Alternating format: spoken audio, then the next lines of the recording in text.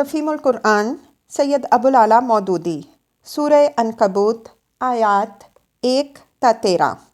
اعوذ باللہ من الشیطان الرجیم بسم اللہ الرحمن الرحیم۔ الف لام میم۔ الف لام میم۔ احسب الناس ان یترکوا ان یقولوا آمنا وہم لا یفتنون۔ کیا لوگوں نے یہ سمجھ رکھا ہے کہ وہ بس اتنا کہنے پر چھوڑ دیے جائیں گے کہ ہم ایمان لائے اور ان کو آزمایا نہ جائے گا؟ تفسیر: جن حالات میں یہ بات ارشاد فرمائی گئی ہے وہ یہ تھے کہ مکہ معظمہ میں جو شخص بھی اسلام قبول کرتا اس پر آفات و مصائب اور مظالم کا ایک طوفان ٹوٹ پڑتا۔ کوئی غلام یا غریب ہوتا تو اس کو بری طرح مارا پیٹا جاتا اور سخت ناقابل برداشت اذیتیں دی جاتیں۔ کوئی دکاندار یا کاریگر ہوتا تو اس کی روزی کے دروازے بند کر دیے جاتے، یہاں تک کہ بھوکوں مرنے کی نوبت آ جاتی۔ کوئی کسی با اثر خاندان کا آدمی ہوتا تو اس کے اپنے خاندان کے لوگ اس کو طرح طرح سے تنگ کرتے اور اس کی زندگی اجیرن کر دیتے تھے۔ ان حالات نے مکے میں ایک سخت خوفناک اور دہشت کا ماحول پیدا کر دیا تھا، جس کی وجہ سے بہت سے لوگ نبی صلی اللہ علیہ وسلم کی صداقت کے قائل ہو جانے کے باوجود ایمان لاتے ہوئے ڈرتے تھے، اور کچھ لوگ ایمان لانے کے بعد جب دردناک اذیتوں سے دوچار ہوتے تو پست ہمت ہو کر کفار کے آگے گھٹنے ٹیک دیتے تھے۔ ان حالات نے اگرچہ راسخ الایمان صحابہ رضی اللہ عنہم اجمعین کے عزم و ثبات میں کوئی تزلزل پیدا نہ کیا تھا، لیکن انسانی فطرت کے تقاضے سے اکثر ان پر بھی ایک شدید اضطراب کی کیفیت طاری ہو جاتی تھی۔ چنانچہ اسی کیفیت کا ایک نمونہ حضرت خباب بن ارت رضی اللہ عنہ کی وہ روایت پیش کرتی ہے جو بخاری، ابو داؤد اور نسائی نے نقل کی ہے۔ وہ فرماتے ہیں کہ جس زمانے میں مشرکین کی سختیوں سے ہم بری طرح تنگ آئے ہوئے تھے، ایک روز میں نے دیکھا کہ نبی صلی اللہ علیہ وسلم کعبے کی دیوار کے سائے میں تشریف رکھتے ہیں۔ میں حاضر ہو کر بولا، یا رسول اللہ صلی اللہ علیہ وسلم، آپ ہمارے لیے دعا نہیں فرماتے؟ یہ سن کر آپ صلی اللہ علیہ وسلم کا چہرہ جوش اور جذبے سے سرخ ہو گیا اور آپ صلی اللہ علیہ وسلم نے فرمایا، تم سے پہلے جو اہل ایمان گزر چکے ہیں ان پر اس سے زیادہ سختیاں توڑی گئی ہیں۔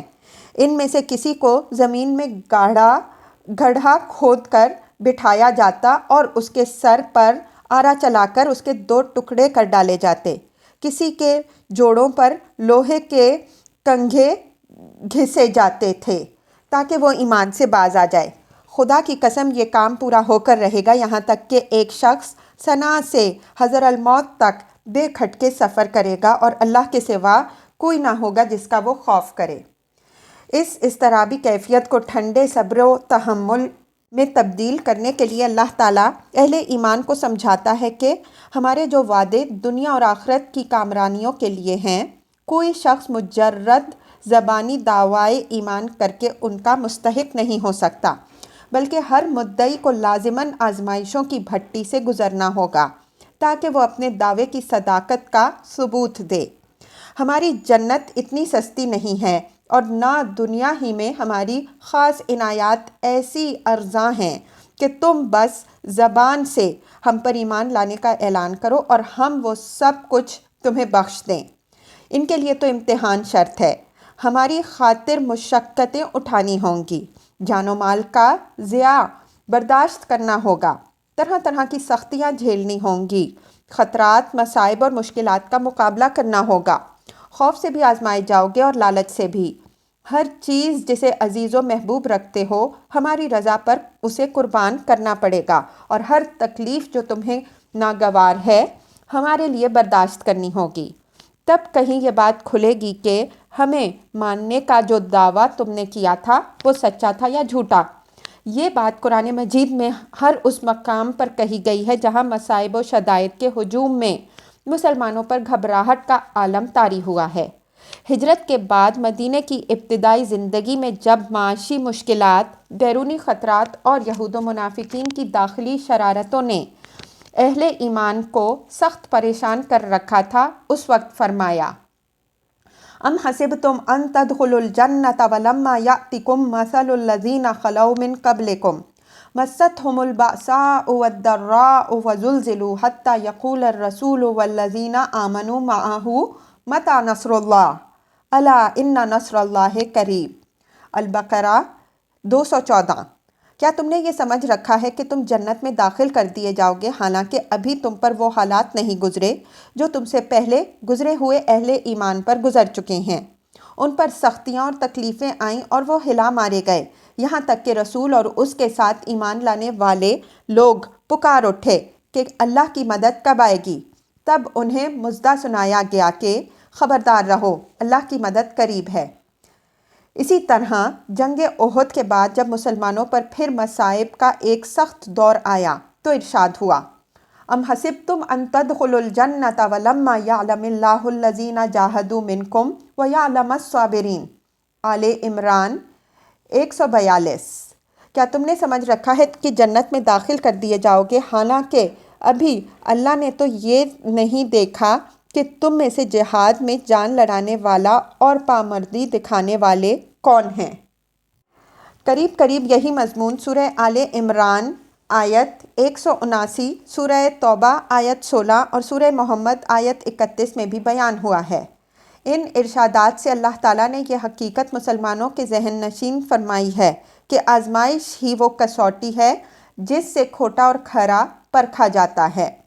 खोटा खुद ब खुद अल्लाह ताला की राह से हट जाता है और खरा छांट लिया जाता है ताकि अल्लाह के उन इनामात से सरफराज हो जो सिर्फ सादिकुल ईमान लोगों का ही हिस्सा हैं। वलक़द फ़तन्नल लज़ीना मिन क़ब्लिहिम, हालांकि हम उन सब लोगों की आजमाइश कर चुके हैं जो इनसे पहले गुजरे हैं। तफसीर, यानी ये कोई नया मामला नहीं जो तुम्हारे साथ पेश आ रहा हो। तारीख़ में हमेशा यही हुआ है कि जिसने भी ईमान का दावा किया है उसे आजमाइशों की भट्टी में डालकर ज़रूर तपाया गया है, और जब दूसरों को इम्तिहान के बग़ैर कुछ नहीं दिया गया तो तुम्हारी क्या खुसूसियत है कि तुम्हें सिर्फ़ ज़बानी दावे पर नवाजा जाए। फ़ला यअलमन्नल्लाहुल लज़ीना सदक़ू वला यअलमन्नल काज़िबीन। अल्लाह को तो ज़रूर ये देखना है कि सच्चे कौन हैं और झूठे कौन। तफसीर, असल अल्फाज हैं फ़ला यअलमन्नल्लाह, जिनका लफ्ज़ी तर्जुमा ये होगा कि ज़रूर है अल्लाह ये मालूम करे।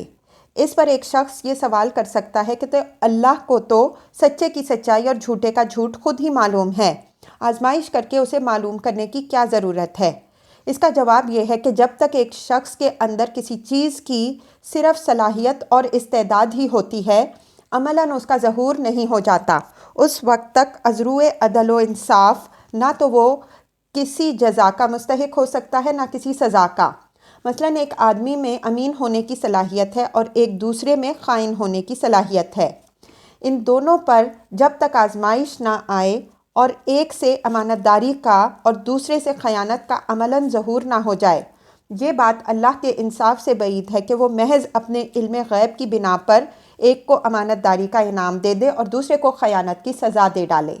इसलिए वो इल्म साबिक जो अल्लाह को लोगों के अच्छे और बुरे आमाल से पहले उनकी सलाहियतों के बारे में और उनके आइंदा तर्ज़ अमल के बारे में हासिल है, इंसाफ की अगराज़ के लिए काफ़ी नहीं। अल्लाह के यहाँ इंसाफ इस इल्म की बुनियाद पर नहीं होता कि फ़लाँ शख्स चोरी का रुझान रखता है और चोरी करेगा या करने वाला है, बल्कि इस इल्म की बुनियाद पर होता है कि इस शख्स ने चोरी कर डाली है। इस तरह बख्शीशें और इनामात भी उसके हाँ इस इल्म की बुनियाद पर नहीं दिए जाते कि फ़लाँ शख्स आला दर्जे का मोमिन व मुजाहिद बन सकता है या बनेगा, बल्कि इस इल्म की बिना पर दिए जाते हैं कि फ़लाँ शख्स ने अपने अमल से अपना सादिकुल ईमान होना साबित कर दिया और अल्लाह की राह में जान लड़ा कर दिखा दी है। इसीलिए हमने आयत के इन अल्फाज का तर्जुमा अल्लाह को तो ज़रूर ये देखना है किया है। अम हसिबल लज़ीना यामलून सय्यआत, और क्या वो लोग जो बुरी हरकतें कर रहे हैं। तफसीर, इससे मुराद अगरचे तमाम वो लोग हो सकते हैं जो अल्लाह ताला की नाफरमानियाँ करते हैं, لیکن یہاں خاص طور پر روئے سخن قریش کے ان ظالم سرداروں کی طرف ہے جو اسلام کی مخالفت میں اور اسلام قبول کرنے والوں کو اذیتیں دینے میں اس وقت پیش تھے، مثلاً ولید بن مغیرہ، ابو جہل، عتبہ، شیبہ، عقبہ بن ابی معیط اور حنظلہ بن وائل وغیرہ۔ سیاق و سباق خود یہاں تقاضا کر رہا ہے کہ مسلمانوں کو آزمائشوں کے مقابلے میں صبر و ثبات کی تلقین کرنے کے بعد ایک کلمہ زجر و توبیخ ان لوگوں کو خطاب کر کے بھی فرما دیا جائے جو ان حق پرستوں پر ظلم ڈھا رہے ہیں۔ ان یسبقونا، کہ وہ ہم سے بازی لے جائیں گے۔ تفسیر: یہ مطلب بھی ہو سکتا ہے کہ ہماری گرفت سے بچ کر کہیں بھاگ سکیں گے۔ اصل الفاظ ہیں یسبقونا، یعنی ہم سے سبقت لے جائیں گے۔ اس کے دو معنی ہو سکتے ہیں، ایک یہ کہ جو کچھ ہم کرنا چاہتے ہیں یعنی اپنے رسول کے مشن کی کامیابی، وہ تو نہ ہو سکے، اور جو کچھ یہ چاہتے ہیں یعنی ہمارے رسول کو نیچا دکھانا، وہ ہو جائے۔ دوسرا یہ کہ ہم ان کی زیادتیوں پر انہیں پکڑنا چاہتے ہوں اور یہ بھاگ کر ہماری دست رس سے دور نکل جائیں۔ ساء ما یحکمون، بڑا غلط حکم ہے جو وہ لگا رہے ہیں۔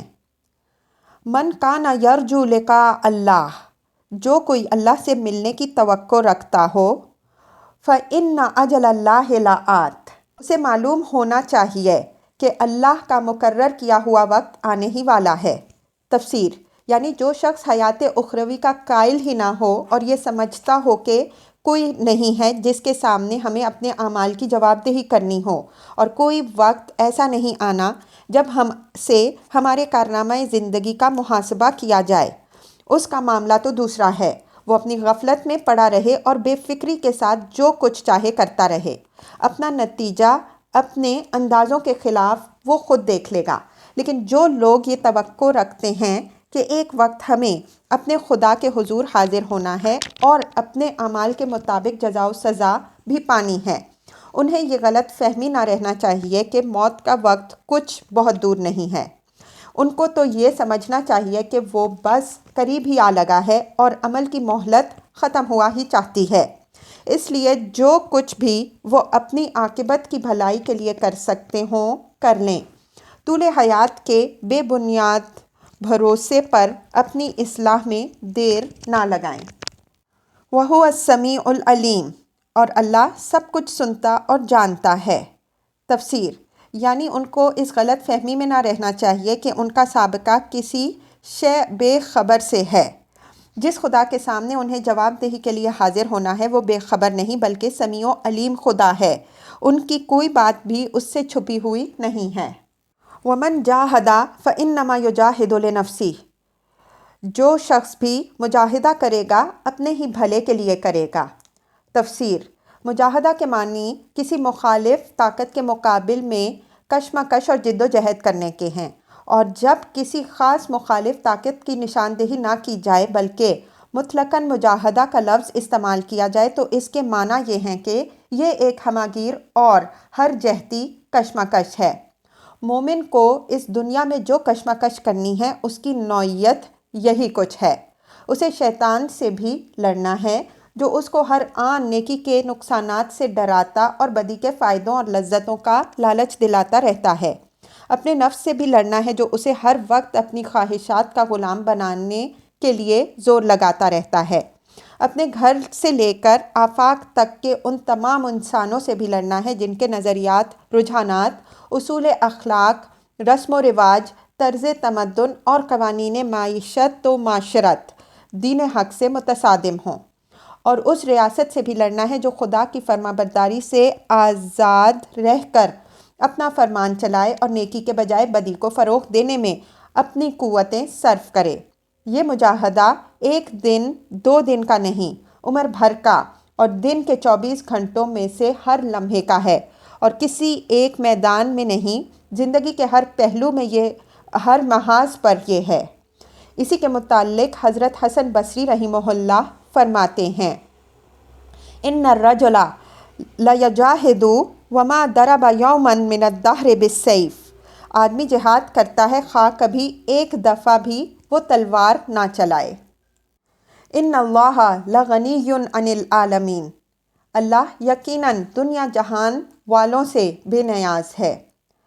تفسیر، یعنی اللہ تعالیٰ اس مجاہدہ کا مطالبہ تم سے اس لیے نہیں کر رہا کہ اپنی خدائی قائم کرنے اور قائم رکھنے کے لیے اسے تمہاری کسی مدد کی ضرورت ہے اور تمہاری اس لڑائی کے بغیر اس کی خدائی نہ چلے گی، بلکہ وہ اس لیے تمہیں اس کشمکش میں پڑنے کی ہدایت کرتا ہے کہ یہی تمہاری ترقی کا راستہ ہے۔ اسی ذریعے سے تم بدی اور گمراہی کے چکر سے نکل کر نیکی اور صداقت کی راہ پر بڑھ سکتے ہو۔ اسی سے تم میں یہ طاقت پیدا ہو سکتی ہے کہ دنیا میں خیر و صلاح کے علمبردار اور آخرت میں خدا کی جنت کے حقدار بنو۔ تم یہ لڑائی لڑ کر خدا پر کوئی احسان نہ کرو گے، اپنا ہی بھلا کرو گے۔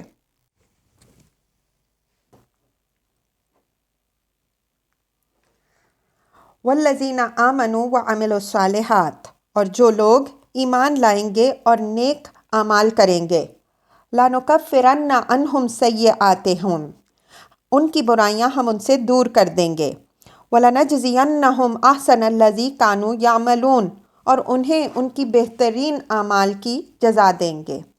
تفسیر، ایمان سے مراد ان تمام چیزوں کو سچے دل سے ماننا ہے جنہیں تسلیم کرنے کی دعوت اللہ کے رسول اور اس کی کتاب نے دی ہے، اور عمل صالح سے مراد اللہ اور اس کے رسول کی ہدایت کے مطابق عمل کرنا ہے۔ دل و دماغ کا عمل صالح یہ ہے کہ آدمی کی فکر اور اس کے خیالات اور ارادے درست اور پاکیزہ ہوں۔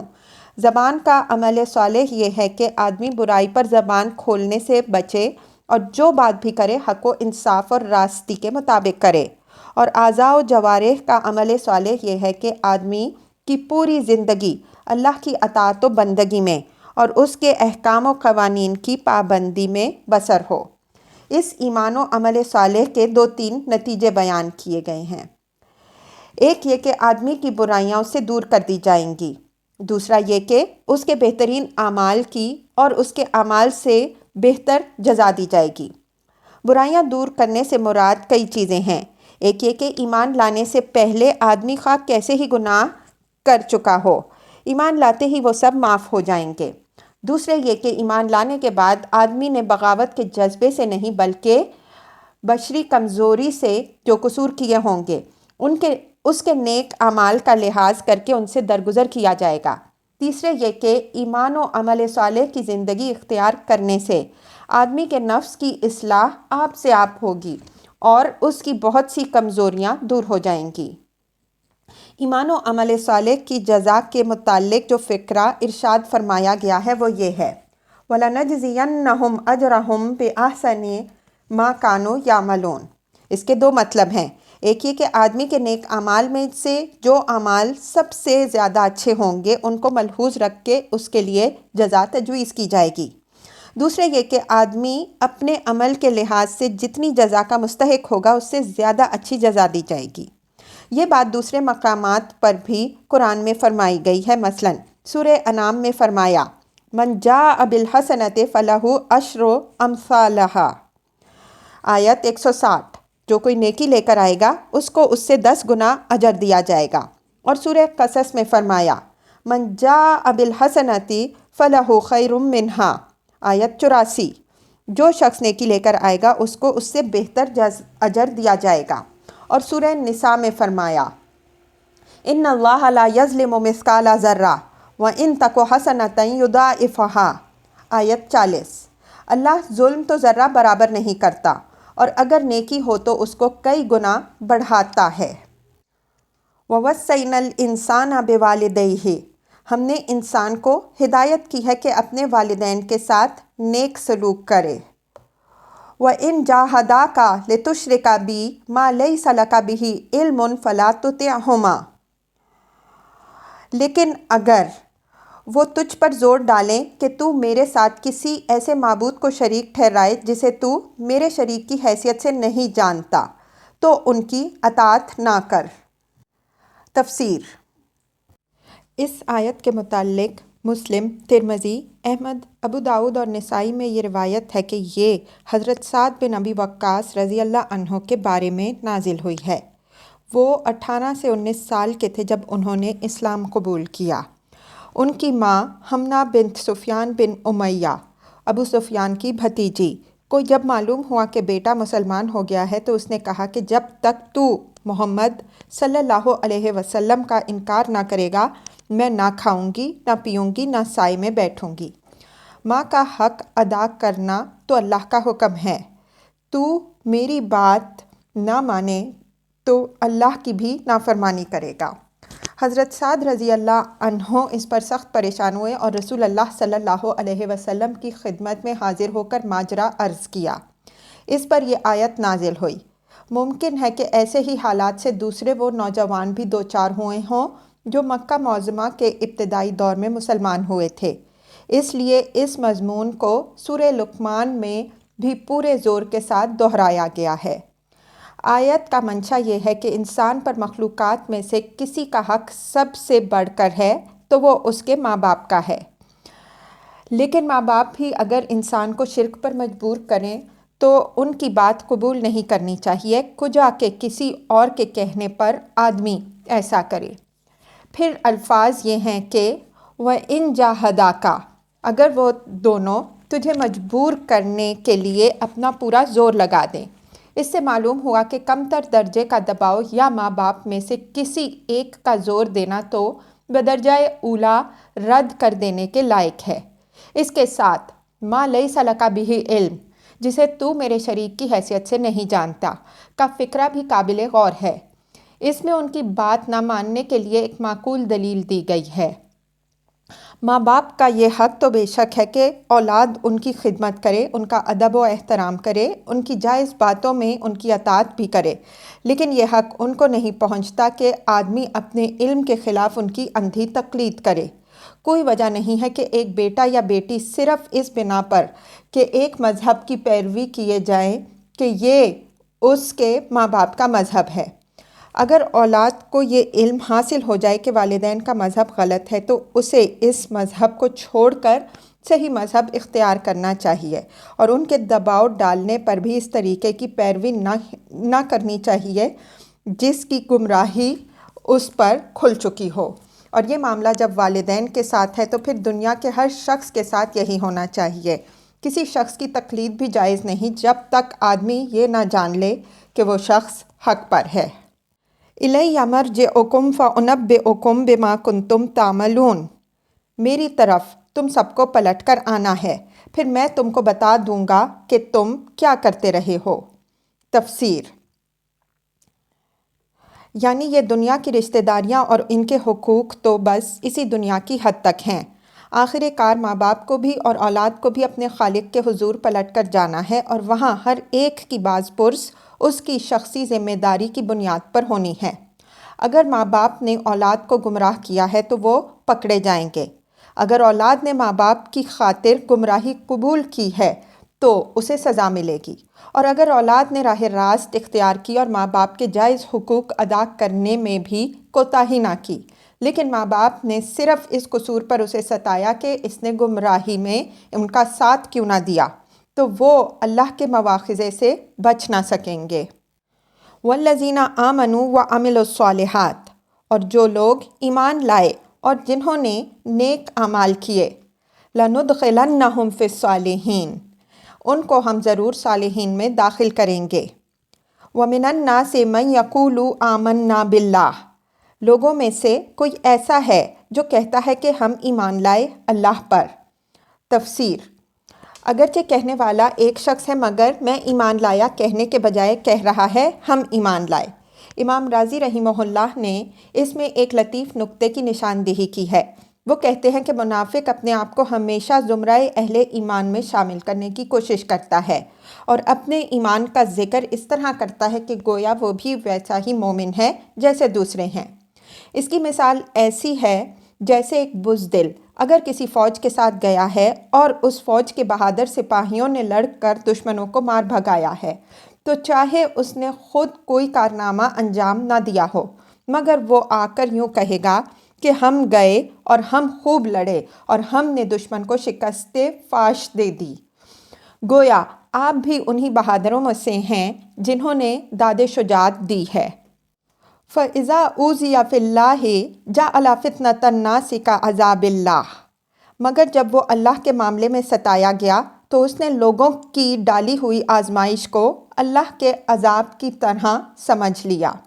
تفسیر: یعنی جس طرح اللہ کے عذاب سے ڈر کر کفر اور معصیت سے باز آنا چاہیے، یہ شخص بندوں کی دی ہوئی تکلیفوں سے ڈر کر ایمان اور نیکی سے باز آ گیا۔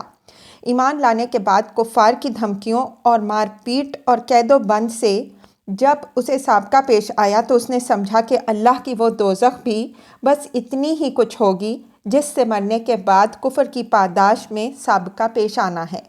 اس لیے اس نے فیصلہ کر لیا کہ وہ عذاب تو بعد میں بھگت لوں گا، یہ نقد عذاب جو اب مل رہا ہے اس سے بچنے کے لیے مجھے ایمان چھوڑ کر پھر زمرہ کفار میں جا ملنا چاہیے تاکہ دنیا کی زندگی تو خیریت سے گزر جائے۔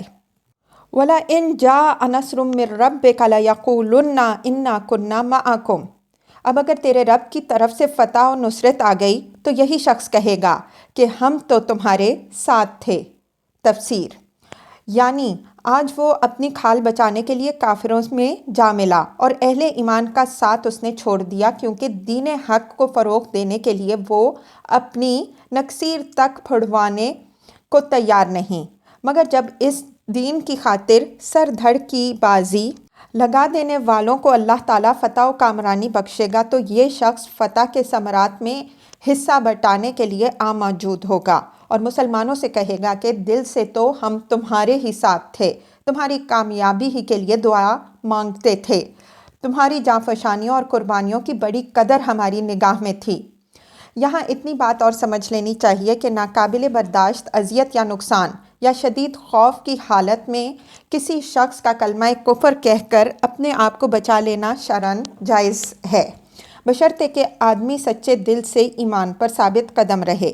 لیکن بہت بڑا فرق ہے اس مخلص مسلمان میں جو بحالت مجبوری جان بچانے کے لیے کفر کا اظہار کرے، اور اس مصلحت پرست انسان میں جو نظریے کے اعتبار سے اسلام ہی کو حق جانتا اور مانتا ہو مگر ایمانی زندگی کے خطرات و مہالک دیکھ کر کفار سے جا ملے۔ بظاہر ان دونوں کی حالت ایک دوسرے سے کچھ زیادہ مختلف نظر نہیں آتی، مگر در حقیقت جو چیز ان کے درمیان زمین و آسمان کا فرق کر دیتی ہے وہ یہ ہے کہ مجبوراً کفر ظاہر کرنے والا مخلص مسلمان نہ صرف عقیدے کے اعتبار سے اسلام کا گرویدہ رہتا ہے بلکہ عملاً بھی اس کی دلی ہمدردیاں دین و اہل دین کے ساتھ رہتی ہیں۔ ان کی کامیابی سے وہ خوش اور ان کو زک پہنچانے سے وہ بے چین ہو جاتا ہے۔ مجبوری کی حالت میں بھی وہ مسلمانوں کا ساتھ دینے کے ہر موقع سے فائدہ اٹھاتا ہے اور اس طاق میں رہتا ہے کہ جب بھی اس پر سے اعدائے دین کی گرفت ڈھیلی ہو وہ اپنے اہل دین کے ساتھ جا ملے۔ اس کے برعکس مصلحت پرست آدمی جب دین کی راہ کٹھن دیکھتا ہے اور خوب ناپ تول کر دیکھ لیتا ہے کہ دین حق کا ساتھ دینے کے نقصانات کفار کے ساتھ جا ملنے کے فوائد سے زیادہ ہیں تو وہ خالص عافیت اور منفعت کی خاطر دین اور اہل دین سے منہ موڑ لیتا ہے، کافروں سے رشتہ دوستی استوار کرتا ہے اور اپنے مفاد کی خاطر ان کی کوئی ایسی خدمت بجا لینے سے بھی باز نہیں رہتا جو دین کے سخت خلاف اور اہل دین کے لیے نہایت نقصان دہ ہو۔ لیکن اس کے ساتھ وہ اس امکان سے بھی آنکھیں بند نہیں کر لیتا کہ شاید کسی وقت دین حق ہی کا بول بالا ہو جائے، اس لیے جب کبھی اسے مسلمانوں سے بات کرنے کا موقع ملتا ہے وہ ان کے نظریے کو حق ماننے اور ان کے سامنے اپنے ایمان کا اقرار کرنے اور راہ حق میں ان کی قربانیوں کو خراج تحسین ادا کرنے میں ذرہ برابر بخل نہیں کرتا تاکہ یہ زبانی اعترافات سند رہیں اور بوقت ضرورت کام آئیں۔ قرآن کریم ایک دوسرے موقع پر ان منافقین کی اسی سوداگرانہ ذہنیت کو یوں بیان فرماتا ہے: الذین یتربصون بکم فإن کان لکم فتح من اللہ قالوا الم نکن معکم وإن کان للکافرین نصیب قالوا الم نستحوذ علیکم ونمنعکم من المؤمنین۔ النساء آیت 141۔ یہ وہ لوگ ہیں جو تمہارے معاملے میں انتظار کر رہے ہیں کہ اونٹ کس کروٹ بیٹھتا ہے، اگر اللہ کی طرف سے فتح تمہاری ہوئی تو آ کر کہیں گے کہ کیا ہم تمہارے ساتھ نہ تھے، اور اگر کافروں کا پلہ بھاری رہا تو کہیں گے کہ کیا ہم تمہارے خلاف لڑنے پر قادر نہ تھے اور ہم نے پھر بھی تمہیں مسلمانوں سے بچایا۔ اولیس اللہ بعالم بما فی صدور العالمین، کیا دنیا والوں کے دلوں کا حال اللہ کو بخوبی معلوم نہیں ہے؟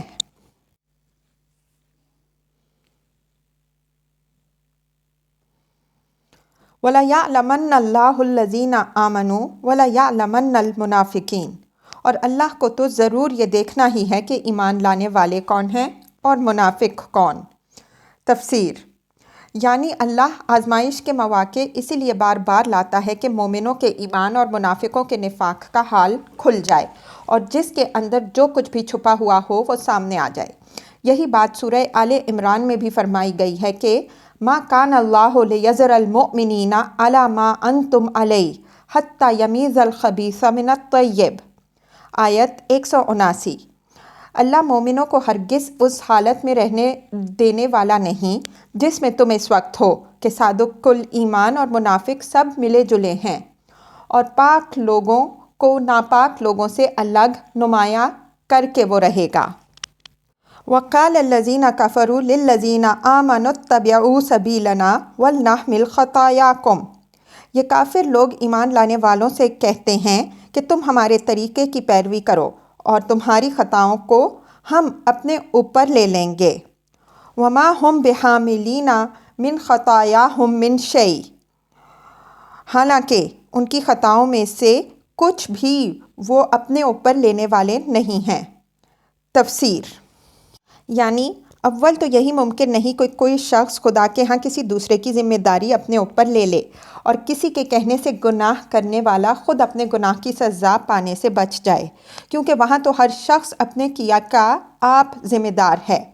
لا تزر وازرۃ وزر اخری، لیکن اگر بالفرض ایسا ہو بھی تو جس وقت کفر و شرک کا انجام ایک دہکتی ہوئی جہنم کی صورت میں سامنے آئے گا، اس وقت کسی کی یہ ہمت ہے کہ دنیا میں جو وعدہ اس نے کیا تھا اس کی لاج رکھنے کے لیے یہ کہہ دے کہ حضور، میرے کہنے سے جس شخص نے ایمان کو چھوڑ کر ارتداد کی راہ اختیار کر لی، آپ اسے معاف کر کے جنت میں بھیج دیں اور میں جہنم میں اپنے کفر کے ساتھ اس کے کفر کی بھی سزا بھگتنے کو تیار ہوں۔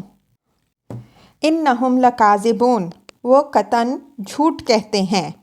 وَلَيَحْمِلُنَّ أَثْقَالَهُمْ وَأَثْقَالًا مَعَ أَثْقَالِهِمْ، ہاں ضرور وہ اپنے بوجھ بھی اٹھائیں گے اور اپنے بوجھوں کے ساتھ دوسرے بہت سے بوجھ بھی۔ تفسیر، یعنی وہ خدا کے ہاں اگرچہ دوسروں کا بوجھ تو نہ اٹھائیں گے لیکن دوہرا بوجھ اٹھانے سے بچیں گے بھی نہیں۔ ایک بوجھ ان پر خود گمراہ ہونے کا لدے گا اور دوسرا بوجھ دوسروں کو گمراہ کرنے کا بھی ان پر لادا جائے گا۔ اس بات کو یوں سمجھیے کہ ایک شخص خود بھی چوری کرتا ہے اور کسی دوسرے شخص سے بھی کہتا ہے کہ وہ اس کے ساتھ چوری کے کام میں حصہ لے۔